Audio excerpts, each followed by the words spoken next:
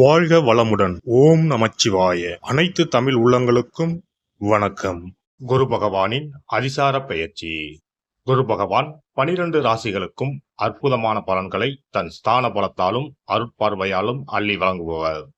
அதனால்தான் குரு பார்க்க கோடி நன்மை என்பார்கள். குருவின் திருவருள் சகல மங்களங்களையும் சுபிட்சத்தையும் அளிக்கும். குரு பிரம்மா, குரு விஷ்ணு, குரு தேவோ மகேஸ்வரக, குரு சாஸ்தாத் பரபிரம்மா, தஸ்மை ஸ்ரீ குருவே நம என்கிற மந்திரத்தை சொல்லி குருவை வணங்க நன்மைகள் தேடி வரும்.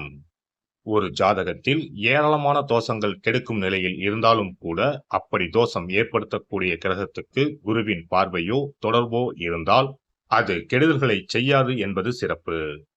அப்படிப்பட்ட குரு பகவான் ஆண்டுக்கு ஒரு முறை ஒரு ராசியில் இருந்து அடுத்த ராசிக்கு பெயர்வார். சில நேரங்களில் அதிசாரமாகவும் வக்கரமாகவும் முன்னும் பின்னும் உள்ள ராசிகளுக்கு குரு பகவான் சஞ்சாரம் செய்வதும் உண்டு. அந்த வகையில் தற்போது தன் பகை வீடான மிதுன ராசியில் சஞ்சாரம் செய்யும் குரு பகவான் அதிசாரமாக கடக ராசியில் பிரவேசித்து உச்சமடைய போகிறார். வரும் அக்டோபர் மாதம் 18ஆம் தேதி கடகத்தில் பிரவேசிக்கும் குரு பகவான் டிசம்பர் 5ஆம் தேதி வரை அங்கேயே தங்கியிருந்து பலன் தரப்போகிறார். அதன் பின் வக்கரமடைந்து மிதுன ராசிக்கு திரும்புவார். இதில் குரு பகவானின் அதிசார காலம் மட்டும் என எடுத்துக்கொண்டால் 48 நாட்களுக்கு குரு கடகத்தில் பூர்ணமாக சஞ்சரித்து அற்புதமான பலன்களை தரப்போகிறார். அடுத்த ஆண்டு நிகழும் குரு பெயர்ச்சிக்கு பின்னர் ஓராண்டு உங்கள் வாழ்க்கை எப்படி இருக்கும் என்பதற்கான முன்னோட்டமாக இந்த 48 நாட்களும் அமையும் என்றால் அது மிக இல்லை. அந்த வகையில் இதில் அற்புதமான பலனை பெறப்போகும் ராசிக்காரர்கள் என்றால் முதலில் மிதுன ராசியை சொல்லலாம். ஜென்ம குருவாக இருந்தவர் தனஸ்தானத்துக்கு நகர்வது நல்ல மாற்றமாகும். கன்னி ராசிக்கு லாபஸ்தானத்தில் அமர்ந்து உற்சாகத்தை கொடுக்க போகிறார். விருச்சிக ராசிக்கு 9இல் அமர்ந்து ஆசுவாசப்படுத்தப் போகிறார். மகர ராசிக்கு 7இல் அமர்ந்து ஆனந்தமான வாழ்வை தரப்போகிறார். மீன ராசிக்காரர்கள் கஷ்டங்கள் நீங்கி சுகமான வாழ்வை அனுபவிப்பார்கள். மற்றபடி தனகாரகரான குரு பகவான் உச்சம் அடைவதால் உலகெங்கும் பணத்தட்டுப்பாடு ஓரளவு நீங்கும். வாரா கடன்கள் வங்கிகளுக்கு அதிகம் வசூலாகும். மழையளவு உயரும். உணவுப் பொருள் உற்பத்தி அதிகரிக்கும். விருச்சிக ராசியை குரு பகவான் பார்ப்பதால் பூமி விலை உயரும். ரியல் எஸ்டேட் சூடுபிடிக்கும். மருந்து பொருட்களின் விலைகள் குறையும். குரு பகவான் மகர ராசியை பார்ப்பதால் அந்நிய முதலீடுகள் அதிகரிக்கும். குரு பகவான் மீனராசியை பார்ப்பதால் கல்வித்துறை நவீனமாகும். பதிப்பகத்துறை, கேட்டரிங், சட்டம், சிஏ, சிவில், ஆர்கிடெக்ட் துறைகள் வளர்ச்சியடையும். இந்த அதிசார பெயர்ச்சியால் உங்கள் வாழ்வில் வளமும் நலமும் செல்வ செழிப்பும் பெற்று வாழ்வில் உயரிய நிலையை அடைய எல்லாம் வல்ல எம்பெருமானை வேண்டி விரும்பி கேட்டுக்கொள்கிறேன். தளராத மனமும் தலைமை பண்பும் கொண்ட மேசராசி அன்பர்களே, தற்போது 3ஆம் இடத்தில் குரு பகவான் அமர்ந்திருக்கிறார். எந்த வேலையை தொட்டாலும் அதை முடக்கி தொட்ட இடத்தில் எல்லாம் செலவை இழுத்து வைத்த குரு பகவான் அக்டோபர் 18ஆம் தேதி முதல் 4ஆம் இடத்திற்கு பயிற்சியாகிறார். அங்கு டிசம்பர் 5ஆம் தேதி வரை சஞ்சாரம் செய்து பலன் தர இருக்கிறார். 4ஆம் இடத்தில் குரு பகவான் சஞ்சாரம் செய்வது கோச்சாரத்தில் அவ்வளவு நல்ல நிலையா என்று பார்த்தால் இல்லை என்றுதான் சொல்ல வேண்டும். ஆனால் இதுவரை சஞ்சாரம் செய்து வரும் 3ஆம் வீட்டை விட நல்ல இடம் என்று கூறலாம். வீடு கட்டும் பணியை தொடங்கி அதை முடிக்க முடியாமல் தடுமாறி கொண்டிருந்த மேசராசிக்காரர்கள் இந்த காலகட்டத்தில் அதை கட்டி முடிக்க சூழ்நிலைகள் கணிந்து வரும். எதிர்பார்த்தபடி வங்கி கடன் கிடைக்கும். கட்டுமான பொருட்கள் தடங்களின்றி வந்து சேரும். ஆவணங்களில் இருந்த பிரச்சனைகள் விலகும். அடிக்கடி பழுதடைந்து தொந்தரவு செய்து கொண்டிருந்த பழைய 2 சக்கரம் 4 சக்கர வாகனங்களை மாற்ற வேண்டும் என்று நினைத்தவர்களுக்கு அது நல்லபடியாக அமையும். புது வாகன யோகம் வாய்க்கும். சிலருக்கு இடமாற்றம், வீடு மாற்றம், ஊர் மாற்றம் ஆகியன ஏற்படும். எப்படிப்பட்ட மாற்றமாக இருந்தாலும் அது உங்களை வாழ்வில் அடுத்த கட்டத்திற்கு எடுத்துச் செல்வதற்கானது என்பதை மறந்து விடாதீர்கள்.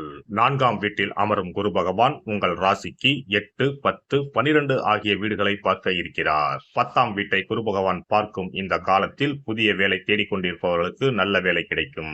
வேலையில் இருப்பவர்களுக்கு பதவி உயர்வு, சம்பள உயர்வு ஆகியன கிடைக்கும். கௌரவ பொறுப்புகள், பதவிகள் தேடி வரும். குரு பகவானின் பார்வை 8ஆம் வீட்டை பார்ப்பதால் வெளிநாடு வெளிநாடு செல்ல வாய்ப்புகளை எதிர்பார்த்து காத்திருந்த அன்பர்களுக்கு நல்ல செய்திகள் வந்து சேரும். விசா கிடைப்பதில் இருந்த தடைகள் விலகும். திடீர் பண வரவுக்கும் வாய்ப்பு உண்டு. எனினும் வீண் செலவுகளை குறைத்து சேமிப்பதில் ஆர்வம் காட்டுங்கள். 12ஆம் வீட்டில் குருவின் பார்வை விழுவதால் சுப செலவுகள் அதிகரிக்கும். சிலர் பலகாலம் செல்ல விரும்பிய ஆன்மீக ஸ்தலங்களுக்கு சென்று வரும் பாக்கியம் கிடைக்கும். குடும்பத்தில் சுபகாரியங்கள் சுப செலவுகள் அதிகரிக்கும். எனினும் தாயின் உடல் ஆரோக்கியத்தில் அக்கறை காட்டுங்கள். இரவு நேர பயணங்களை முற்றிலும் தவிர்த்து விடுவது நல்லது. யாருக்கும் ஜாமீன் கையெழுத்து போட வேண்டாம். இல்லை என்றால் தேவையற்ற பொறுப்புகளை சிக்கல்களை எதிர்கொள்ள வேண்டியிருக்கும். மொத்தத்தில் மேசராசிக்காரர்களுக்கு இந்த அதிசார குரு பெயர்ச்சி யோக பலன்களையே கொடுக்கும். குரு பகவான் தரும் நன்மைகளை முழுமையாக பெறவும் தடைகள் அகலவும் வியாழக்கிழமைகளில் நவகிரக குரு பகவானை வழிபடுங்கள். வயது முதிர்ந்தவர்களுக்கு தங்களால் இயன்ற உதவிகளை செய்யுங்கள். குருவருள் உங்கள் வாழ்வை வளமாக்கும். சிறப்பு தொகுப்பு: தோஷங்களை நீக்கும் கற்பூர பரிகாரம். வாஸ்து சாஸ்திரங்களின்படி வாழ்க்கையில் மகிழ்ச்சியையும் செழிப்பையும் கொண்டு வர பல வழிகள் உள்ளன. வருமானம் பெருக, வீட்டில் உள்ள கண் திருஷ்டி நீங்க, வேலை கிடைக்க, பல சுப பலன்கள் கிடைக்க சிறு விஷயம் செய்தால் எல்லாம் நல்லபடியாக நடக்கும். வாஸ்துப்படி கற்பூரம் மற்றும் கிராம்பு எரிப்பது பல பிரச்சனைகளை சமாளிக்கும்.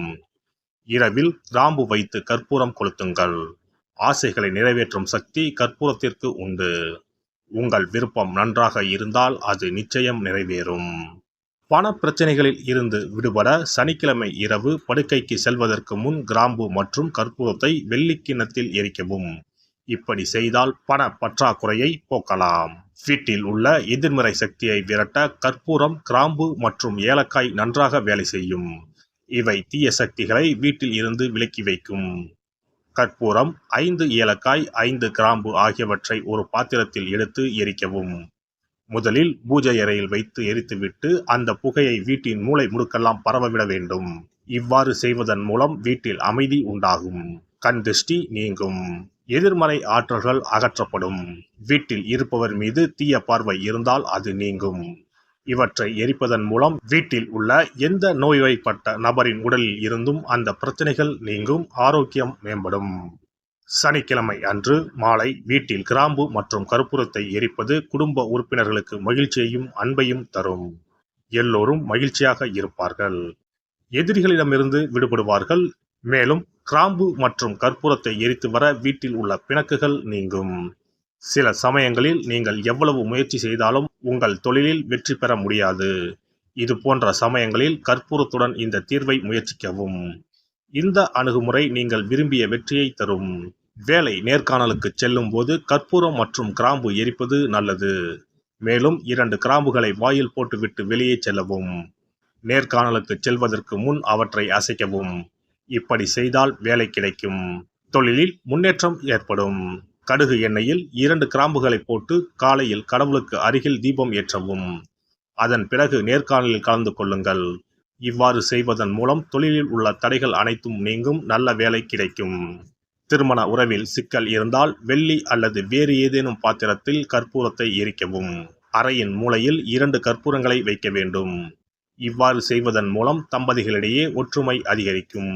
மேலும் இரவில் கற்பூரம் மற்றும் கிராம்புகளை எரிப்பதால் வாழ்வில் உள்ள தடைகள் நீங்கும். 6 கற்பூரம் மற்றும் 36 கிராம்புகளை எடுத்து வீட்டில் தூவி வர உங்கள் திருமண வாழ்க்கையில் உள்ள தடைகள் நீங்கும். எந்த ஒரு பரிகாரமாக இருந்தாலும் அதை முழு மனதோடு தெய்வ நம்பிக்கையோடு தொடர்ந்து செய்து வந்தால் மட்டுமே பலன் கிடைக்கும். எனவே நம்பிக்கையோடு செய்து பலனை பெறுங்கள். நல்லதே நடக்கும். எல்லாம் வல்ல இறையருளால் நீங்களும் உங்கள் அன்பு குடும்பமும் உடல் நலம், நீலாயுள், நிறை செல்வம், உயர் புகழ், மெய்ஞானம் ஓங்கி வாழ்க வளமுடன். இந்த வீடியோ பதிவு உங்களுக்கு பிடித்திருந்தால் லைக் பண்ணுங்க, கமெண்ட் பண்ணுங்க, ஷேர் பண்ணுங்க. மறக்காம சப்ஸ்கிரைப் பண்ணுங்க. பக்கத்துல இருக்கிற பெல் பட்டனை கிளிக் பண்ணுங்க. நன்றி, வணக்கம். ஓம் நமச்சிவாய. சிவாய நம.